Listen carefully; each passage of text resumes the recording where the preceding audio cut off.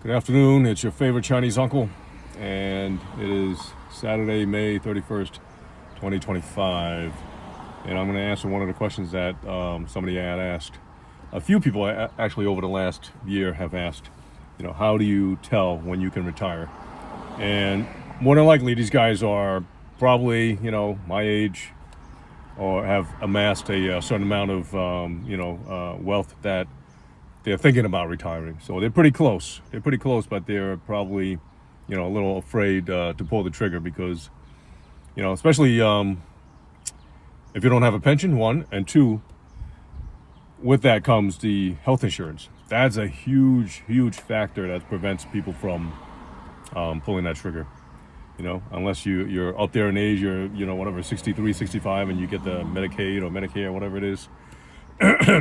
Unless you have that, health coverage. I know my sister's family of three pays a couple of grand a month for health insurance. $2,000 a month. That's after taxes. So that's $24,000 a year.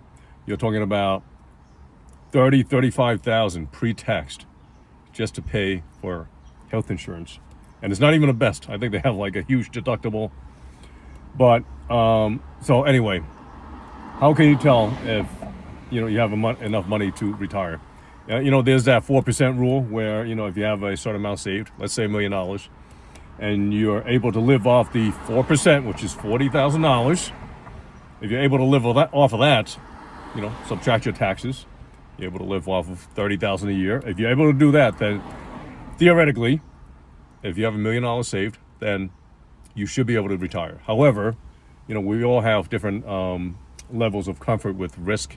I'm quite conservative. I would save at least, let's say in that scenario, I would save at least 50% more. Okay, so that's 1.5 mil. If I needed 1 mil to live, I would save 1.5 mil. And my wife, myself, might go for 2 mil, twice as much, because you never know when the market can crash by 30%, 50%, which does happen. So imagine, you're retiring with $1 million nest egg, and you're taking out your 4%, and suddenly your the market drops by 50%. Now you're down to $500,000. 4%. If you're still taking out the 4%, which you shouldn't in a down market like that, I would take out less, right? But let's say you're still going to be taking out the 4%. Now you're down to $20,000 pre-tax dollars. Can you live off of that? So that's why I would prefer to go, at least 50% on top, above what you think you can live off of, based on a 4% rule.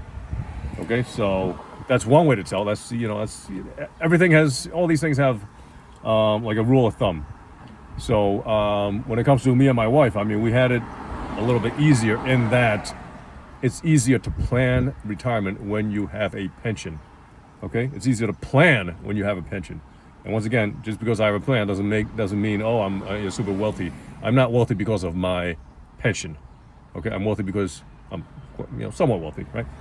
Because of how we saved nearly 50% of our income for the last, let's say, 5 years of our highest earning years. From the year we let's say 15 to the 20th year of our working careers. So we got there because we saved that much money, because we planned our post-retirement life, and we planned most of our, life actually. If we earned 200,000, we lived on 100,000. We saved 100,000, and we lived on the other 100,000. Okay, versus the average, let's say American family, if they earned 200,000, they would probably live on 190,000 and try to save 10,000. Which, is very, very hard to retire like that. It's very hard to retire. When you retire and you have, you're going to have to replace that $190,000 income. That's a lot of money, right?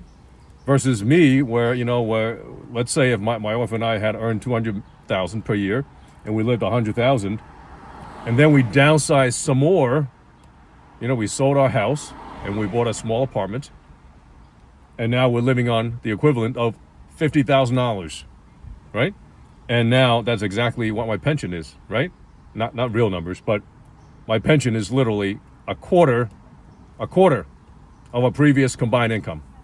Okay, when my wife retired, our income dropped down to roughly, just below 50%. And then when I retired, my pension is roughly 50% of my previous income. So now we're down to basically a quarter. So now I'm living on the equivalent of 50,000 out of 200,000. And we planned our lives like that. We plan to live on 50,000 versus the average American family that makes 200,000. They live on 200,000 and expect to live on 200,000 after retirement. It's very hard to retire like that. So how can you tell, how did me and my wife, how did we figure out that we were able to retire? Well, we figure our expenses, my wife tracks everything to the penny. Every single month she has a spreadsheet. She has a year-by-year spreadsheet of exactly how much we spent. And literally, that's how we found out that, we were spending, especially toward the later years in our career, we were spending, let's say, 100 out of every $200,000. And so we figured that that's what we need to live on. And incidentally, my pension is just under 100, let's say, right? Let's just say, I'm not giving you the real figure. So my pension theoretically pays for all our basic living expenses, okay? And then we downsized some more, selling the house, saved over $500,000, put that into another investment fund, and now we're down to the equivalent of 50,000, and my pension is somewhere between 50 and 100. Well, that easily pays for our basic living expenses. Okay, so that made it very simple for us to retire because one, we saved a lot of money, and two, we reduced our,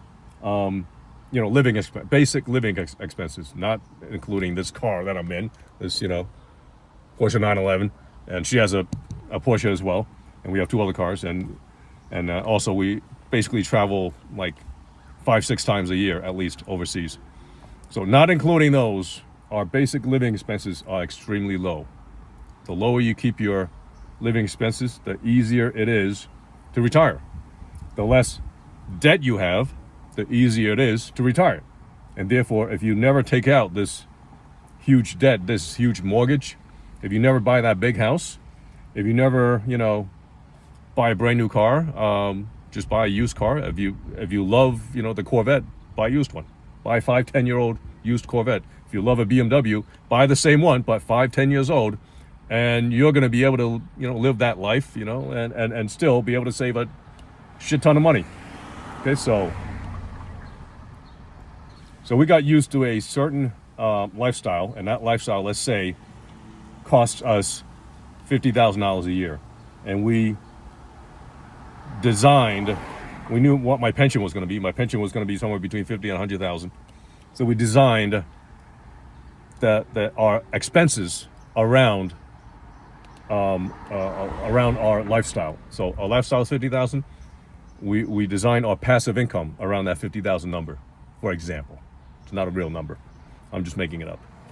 Okay, so versus the average person, they're going to be like, oh, I need 200,000. Well, you can't retire then, right? Most people don't even buy a house, a decent house, until their 30s, in their peak earning years, let's say, and there's a 30-year mortgage, and therefore you're still paying off your mortgage into your 60s.